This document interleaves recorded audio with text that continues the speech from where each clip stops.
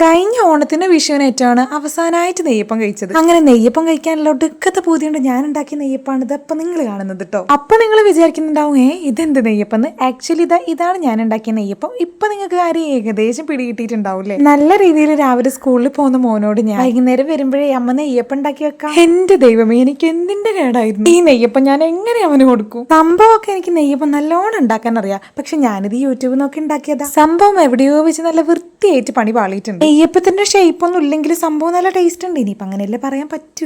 എന്നാലും അങ്ങനെ അങ്ങോട്ട് വിട്ടുകൊടുക്കാൻ പറ്റൂലല്ലോ. നേരെ നമ്മുടെ ഇഡ്ഡലി ചെമ്പെടുത്ത് അതിലൊരു പ്ലേറ്റും വെച്ച് നേരെ അതിലേക്ക് അങ്ങ് ഒഴിച്ചു കൊടുത്തു. നെയ്യപ്പം തന്നെ വേണമെന്നൊന്നുമില്ലല്ലോ, എന്തെങ്കിലും ഒരു അപ്പായ പോരെ.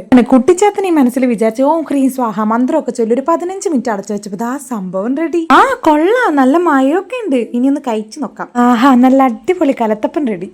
ഇനി ആർക്ക് വേണം നെയ്യപ്പൊക്കെ? അല്ല, ഇങ്ങനെയൊക്കെ പറഞ്ഞിട്ട് വേണം ഇനി വൈകുന്നേരം വരുന്ന മോനെ സമാധാനിപ്പിക്കാൻ. സാധാരണ ഞാൻ പച്ചരി കുതിർത്ത് വെച്ചിട്ടൊക്കെയാണ് നെയ്യപ്പം ഉണ്ടാക്കാറ്. ഇതിപ്പോ എളുപ്പത്തിൽ എങ്ങനെ നെയ്യപ്പം ഉണ്ടാക്കാന്ന് യൂട്യൂബിൽ അടിച്ചു നോക്കിയപ്പോ അവരാണ് പറഞ്ഞത് വറുത്ത അരിപ്പൊടി വെച്ചിട്ട് ഉണ്ടാക്കാന്ന്. അങ്ങനെ ഉണ്ടാക്കിയതാണ് കേട്ടോ.